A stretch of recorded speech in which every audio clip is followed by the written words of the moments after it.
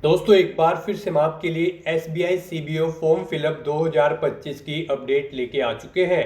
कैसे आप circle based officer CBO के लिए 2964 वैकेंसीज के लिए अपना फॉर्म अप्लाई कर सकते हो। स्टेप बाय स्टेप कंप्लीट जानकारी आपको इस वीडियो में दी जाएगी। लास्ट डेट की न्यू अपडेट है, केवल 2 दिन शेष रह गए हैं। आप जल्द से जल्द अपना फॉर्म अप्लाई कर ले, कहीं मौका हाथ से छूट न जाए। अंतिम समय में बिना फॉर्म के रिजेक्ट किए हुए आपको कैसे अपना फॉर्म अप्लाई करना है, पूरी जानकारी आपको इस वीडियो में दी जाएगी। ऑनलाइन आवेदन करते समय आपको कुछ महत्वपूर्ण बातों का ध्यान रखना होगा, तभी आपके फॉर्म सक्सेसफुली सबमिट हो पाएंगे। और आवेदन करते समय आपको कोई भी ऐसी गलती या फिर मिस्टेक नहीं करनी होगी जिसको करने से आपके एप्लीकेशन फॉर्म रिजेक्ट हो सकते हैं। अप्लाई करते समय आप अपनी क्वालिफिकेशन की डिटेल कैसे दोगे, कैसे आप अपने डॉक्यूमेंट, फोटोग्राफ, लाइव फोटोग्राफ और सिग्नेचर अपलोड करोगे, कैसे फीस पेमेंट करते हुए रजिस्ट्रेशन से लेकर अपना फॉर्म अप्लाई करोगे। पूरी जानकारी के लिए आपको ये वीडियो शुरू से लेकर एंड तक बिना स्किप किए हुए देखनी होगी। इस वीडियो को कंप्लीटली देखने पर ही आपके सभी सवाल और डाउट क्लियर होंगे। तो चलिए दोस्तों, बिना कोई वक्त गंवाए शुरू करते हैं SBI CBO ऑनलाइन फॉर्म 2025 की पूरी जानकारी। फॉर्म भरने से पहले आपको हमारी वेबसाइट के इस पेज पर विजिट करना होगा, जिसका लिंक आपको नीचे description plus first comment box में मिल जाएगा। और हमारे इस पेज पर विजिट करके आप यहां से SBI CBO का ऑनलाइन फॉर्म फिल कर सकते हो। स्टेट बैंक ऑफ इंडिया, भारतीय स्टेट बैंक, SBI की ओर से सर्कल बेस्ड ऑफिसर CBO का नोटिफिकेशन रिलीज कर दिया गया था, जिसके लिए 2964 वैकेंसीज निकली हुई है। यहाँ पर लास्ट डेट आवेदन करने की 29 मई 2025 है। लास्ट डेट की अपडेट है, केवल 2 दिन शेष रह गए हैं। आप जल्द से जल्द अपना फॉर्म अप्लाई कर ले। 48,480 से 85,920 सैलरी है प्रति माह के लिए। बात अगर यहाँ पर इसमें क्वालिफिकेशन डिटेल की जाए तो ग्रेजुएट डिग्री से आप अप्लाई कर सकते हो। 21 से 30 वर्ष आयु सीमा है। फीस जनरल OBC WS के लिए 750 है। SC ST PH को फीस जमा नहीं करनी होगी। ऑनलाइन मोड से आप पेमेंट कर सकते हो। ऑनलाइन टेस्ट, स्क्रीनिंग और इंटरव्यू के आधार पर सिलेक्शन किया जाएगा। ऑनलाइन अप्लाई कर सकते हो, ऑल इंडिया से अप्लाई कर सकते हो। SBI.co.in पोर्टल से ये इसकी ऑफिशियल वेबसाइट है। इंपोर्टेंट लिंक सेक्शन के अंतर्गत ऑफिशियल नोटिफिकेशन PDF लिंक पर क्लिक करके आप इसकी PDF डाउनलोड कर सकते हो, जिसमें आपको कंप्लीट इंस्ट्रक्शंस दे दिए गए हैं। यहाँ पर आपको circle wise, category wise vacancies की जानकारी दी गई है। साथ ही साथ यहाँ पर आपको एलिजिबिलिटी क्राइटेरिया की इंफॉर्मेशन दी गई है। सिलेक्शन क्राइटेरिया के अंतर्गत आपको एग्जाम पैटर्न सिलेबस दिया गया है और हाउ टू अप्लाई का भी कंप्लीट प्रोसीजर दिखाया गया है। तो फॉर्म फिल करने से पहले आपको इस नोटिफिकेशन की PDF को पूरा पढ़ना अनिवार्य है। इसको पूरा पढ़ने से आपके सभी सवाल और डाउट क्लियर होंगे। PDF रीड आउट करने के बाद में आपको अप्लाई ऑनलाइन लिंक पर क्लिक करना होगा, तो आपके सामने इसका ऑनलाइन आवेदन करने का ये ऑफिशियल पोर्टल ओपन हो जाएगा। गाइस, यहाँ पर आने के बाद अगर आपने पहले से रजिस्ट्रेशन कर रखा है तो आपको लॉगिन के इस सेक्शन में आना है और फिर यहाँ पर आपको अपना रजिस्ट्रेशन नंबर एंटर करना है, अपना पासवर्ड आपको एंटर करना है, ये कैप्चा कोड आपको यहाँ पर एंटर करना है और फिर आपको सबमिट के ऑप्शन पर क्लिक करते हुए अपने डैशबोर्ड में लॉगिन कर लेना है और वहाँ से आपको अपना फॉर्म अप्लाई करना है। और गाइस, अगर आप इस भर्ती के लिए फर्स्ट टाइम अप्लाई करने जा रहे हो तो सबसे पहले यहाँ पर आपको अपना रजिस्ट्रेशन करना होगा। उसके लिए आपको click here for new registration की टैब दी गई है, आप इस पर क्लिक करें। आपके सामने रजिस्ट्रेशन का फॉर्म ओपन होगा। यहाँ पर आपको अपनी बेसिक इन्फॉर्मेशन प्रोवाइड करते हुए अपना रजिस्ट्रेशन करना है। सबसे पहले यहाँ पर आपको अपना फर्स्ट नेम एंटर करना है, उसे एक बार फिर से एंटर करके कंफर्म कर लेना है। मिडिल नेम, लास्ट नेम है तो उन्हें भी एंटर करके आप यहाँ पर कंफर्म कर ले, नहीं है तो आप इन कॉलम्स को खाली छोड़ सकते हैं। उसके बाद यहाँ पर आपको अपना मोबाइल नंबर एंटर करना है, उसे एक बार फिर से एंटर करके कंफर्म कर लेना है। कोई अल्टरनेट मोबाइल नंबर है तो वो यहाँ पर आप एंटर कर दें, नहीं है तो इस कॉलम को खाली छोड़ दें। उसके बाद यहाँ पर आपको अपनी ईमेल आईडी के शुरू के कैरेक्टर एंटर करने हैं और फिर यहाँ पर आपको इस सेकंड कॉलम में से डोमेन नेम सिलेक्ट कर लेना है, जैसे कि @gmail, हॉटमेल, जिस पर भी आपकी ईमेल आईडी है वो डोमेन यहाँ पर आपको सिलेक्ट कर लेना है। फिर आपको वही email ID, complete email ID आपको यहाँ पर टाइप करनी है। ये सिक्योरिटी कोड आपको इस बॉक्स में एंटर करना है और उसके बाद गाइस आपको सेव एंड नेक्स्ट के ऑप्शन पर क्लिक कर देना है। नेक्स्ट आपको एक रजिस्ट्रेशन नंबर और पासवर्ड प्रोवाइड किया गया है। वही रजिस्ट्रेशन नंबर और पासवर्ड आपके रजिस्टर्ड मोबाइल नंबर और ईमेल आईडी पर भी सबमिट कर दिया गया है। आपको उसे केयरफुली नोट डाउन करके रख लेना है फ्यूचर यूज के लिए। और यहाँ पर अब आपको अपना फोटो अपलोड करना है, रिसेंट पासपोर्ट साइज फोटो, और उसके बाद आपको अपना फोटो यहाँ पर लाइव कैप्चर करना है और फिर आपको अपने सिग्नेचर यहाँ पर अपलोड करने हैं। इनके लिए आपको गाइडलाइन दी गई है। आपको यहाँ पर guideline for scanning the photograph and signature का लिंक दिया गया है। आपको इस लिंक पर क्लिक करना है और इन डॉक्यूमेंट्स को अपलोड करने से पहले आपको गाइडलाइन रीड कर लेनी है। अगर आप दी गई गाइडलाइन के अकॉर्डिंग अपने डॉक्यूमेंट अपलोड नहीं करेंगे तो आपका एप्लीकेशन फॉर्म यहाँ पर रिजेक्ट हो सकता है। यही वो कॉमन मिस्टेक है जिसे करने से आपका एप्लीकेशन फॉर्म रिजेक्ट हो सकता है। यहाँ पर आपका जो फोटो होगा वो 4.5 सेंटीमीटर इंटू 3.5 सेंटीमीटर होना चाहिए, लेटेस्ट पासपोर्ट साइज फोटो, और उसका साइज 20 KB से 50 KB के बीच में होना चाहिए। सिग्नेचर यहाँ पर आपके 10 KB से 20 KB के बीच में होने चाहिए। डायमेंशन उनकी 140 इंटू 60 पिक्सल होनी चाहिए। तो यहाँ पर आपको दी गई गाइडलाइन के अकॉर्डिंग अपने डॉक्यूमेंट अपलोड करने हैं। यहाँ पर आने के बाद आपको चूज फाइल बटन पर क्लिक करना है, अपना फोटो सेलेक्ट करना है और उसे यहाँ पर अपलोड कर देना है।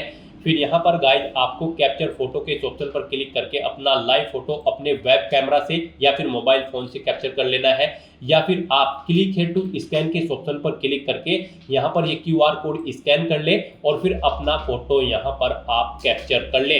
और उसके बाद यहाँ पर आपको अपने सिग्नेचर अपलोड करने हैं। उसके लिए भी आपको चूज फाइल के इस ऑप्शन पर क्लिक करना है, फाइल को सिलेक्ट करना है और अपने सिग्नेचर को यहाँ पर आपको अपलोड कर देना है। और उसके बाद गाइज आपको इन चेक बॉक्सेस को ओके करना है और फिर उसके बाद आपको नेक्स्ट के इस ऑप्शन पर क्लिक कर देना है। नेक्स्ट आपके सामने कुछ इस तरह से इंटरफेस ओपन होगा। अब यहाँ पर आपको अपनी बेसिक डिटेल देनी है, क्वालिफिकेशन, एक्सपीरियंस और लैंग्वेजेस की डिटेल देनी है। तो यहाँ पर सबसे पहले आपको अपना सर्कल सेलेक्ट करना है, जिस सर्कल के लिए आप अप्लाई करना चाह रहे हैं। उसके बाद यहाँ पर आपसे पूछा गया है कि क्या आप जिस सर्कल के लिए अप्लाई कर रहे हैं उसकी लोकल लैंग्वेज जानते हैं। यहाँ पर उस सर्कल की लैंग्वेज आपको शो कर दी जाएगी, तो यहाँ पर आपको लैंग्वेज सेलेक्ट कर लेनी है। फिर यहाँ पर आपसे पूछा गया है आपके पास 10वीं या फिर 12वीं में आपने जो ये लोकल लैंग्वेज सेलेक्ट की है ये एक सब्जेक्ट के रूप में थी, तो यहाँ पर आपको यस ऑप्शन सेलेक्ट करना है। उसके बाद आपको अपनी कैटेगरी सेलेक्ट कर लेनी है। फिर यहाँ पर आपसे पूछा गया है अगर आप रिजर्व कैटेगरी से बिलोंग करते हो तो फिर यहाँ पर आपको अपनी सब कास्ट एंटर कर देनी है। उसके बाद गाइड यहाँ पर आपसे पूछा गया है कि क्या आप PWBD कैंडिडेट है और आपकी डिसेबिलिटी 40% से अबव है। अगर है तो आप यस ऑप्शन सेलेक्ट करें, अपनी डिसेबिलिटी का टाइप सेलेक्ट करें और फिर उसकी डिटेल यहाँ पर दें। और अगर आप PWBD कैंडिडेट नहीं हो तो यहाँ पर आपको नो ऑप्शन सेलेक्ट करना है। उसके बाद आपको इस पेज को नीचे स्क्रॉल डाउन करना है।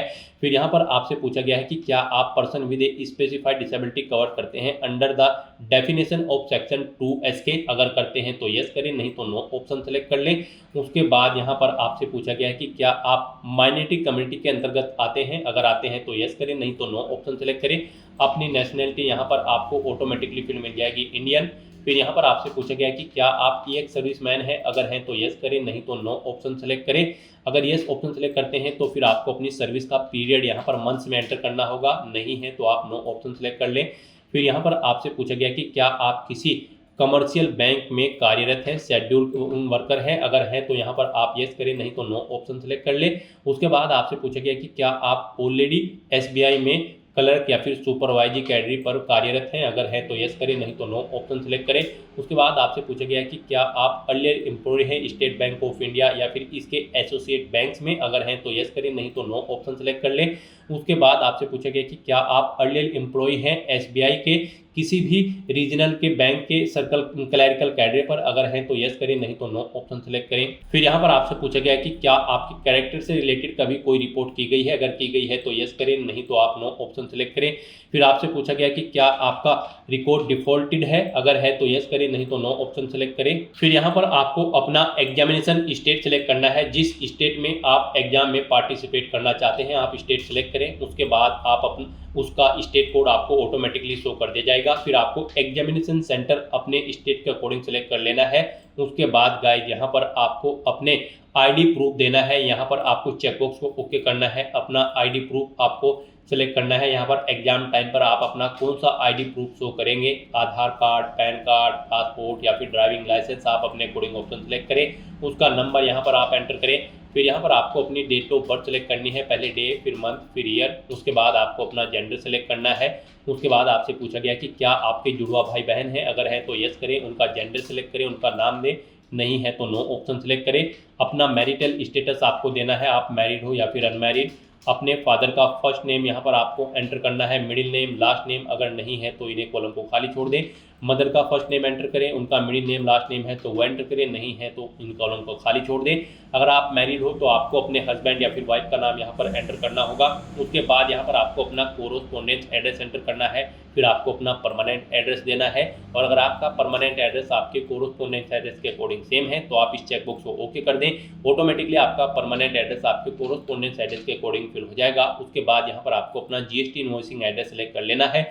जिस एड्रेस पर आप कम्युनिकेट करना चाहते हैं आपको आपकी कैटेगरी के अकॉर्डिंग यहाँ पर फीस का अमाउंट शो कर दिया जाएगा। इस तरह से अपनी सभी डिटेल्स फिल करने के बाद फिर आपको वैलिडेट योर डिटेल्स के ऑप्शन पर क्लिक करके अपनी सभी डिटेल्स वैलिडेट कर लेनी है और फिर आपको सेव एंड नेक्स्ट के ऑप्शन पर क्लिक कर देना है। नेक्स्ट यहाँ पर आपको अपनी क्वालिफिकेशन, एक्सपीरियंस और लैंग्वेज की डिटेल देनी है।